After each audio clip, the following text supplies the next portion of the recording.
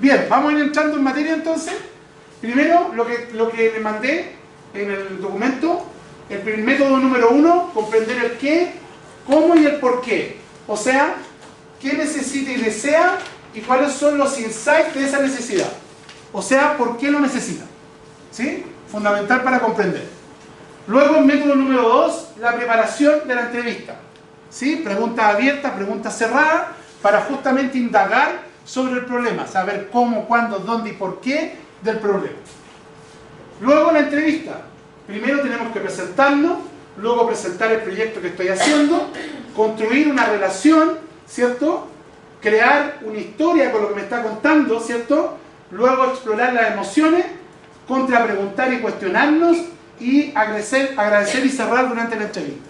Justamente porque lo más importante es descubrir los triggers emocionales.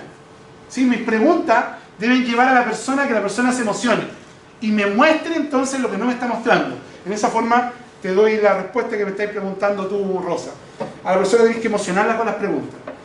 Hay ciertos prototipos o arquetipos de clientes que tenéis que hacer preguntas clave para que la gente se termine emocionando y te muestre esa emoción que generalmente esa gente está muy compuesta porque, bueno, todo lo que tienen tratan de no mostrarlo.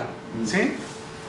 Luego entonces, el método número 4, comparte y documenta la historia. Todo lo que te cuentan, ojalá graben, lo que no son capaces de transcribirlo, graben con una cámara o graben con un audio, cosa que se queden con todo el relato y la historia, porque en el relato y la historia están las insights que tienes que descubrir. Luego, ordenen toda esa información, ¿cierto? Todos esos pedazos de información que ustedes recogieron para poder ir entendiendo toda esa historia.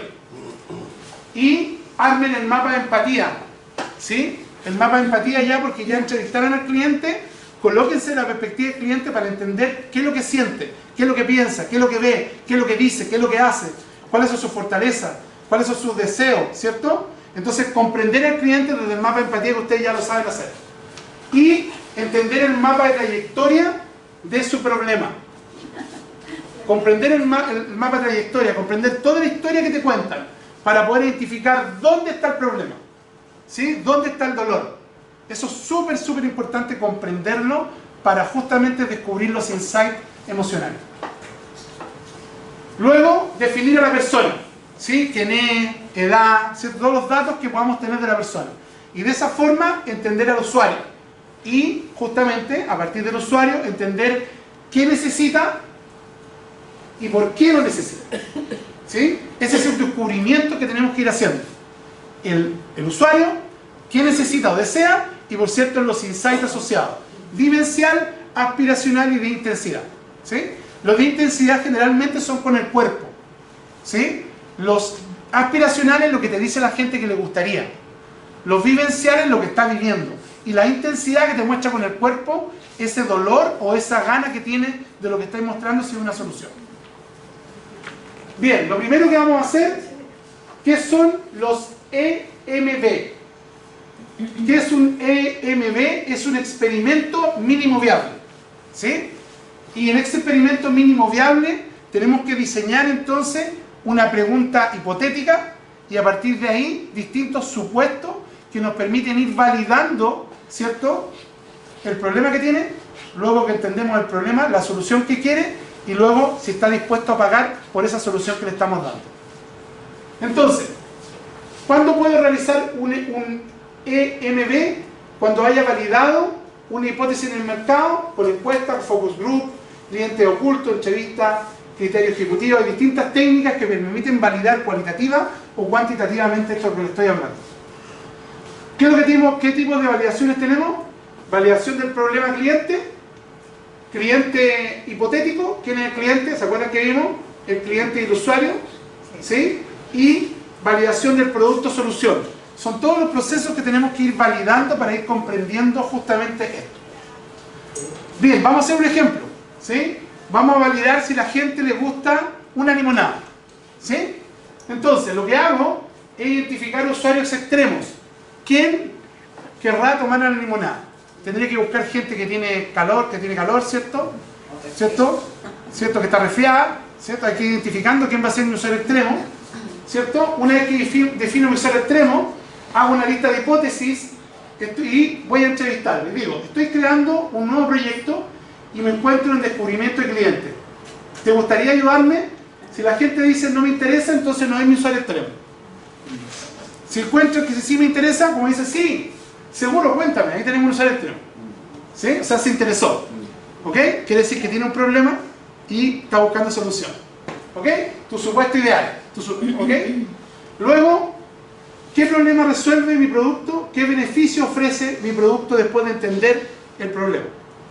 ¿Sí? Y luego tengo que ir a validar con otros potenciales clientes para comprender justamente si este problema que yo estoy entendiendo de unos pocos es el problema de muchos.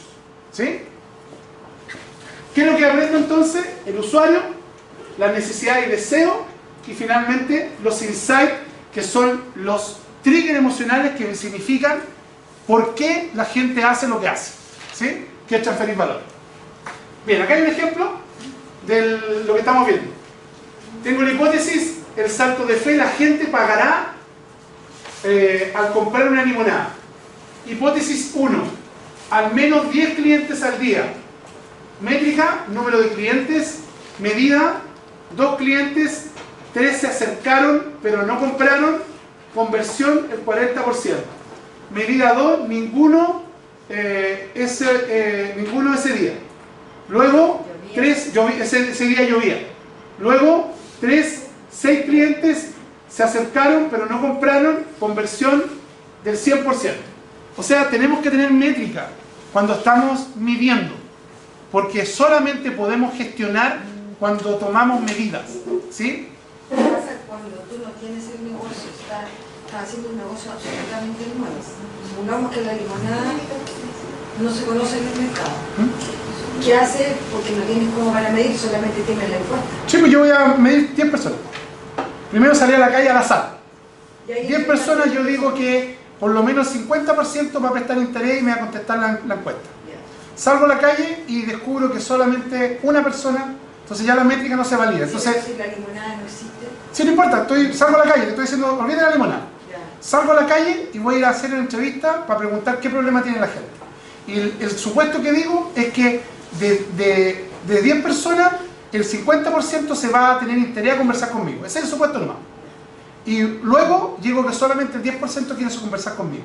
O el 90% quiso conversar conmigo. ¿Sí? Tienes que ir validando, midiendo y aprendiendo. ¿Sí? Pero siempre con métrica. Siempre con métrica.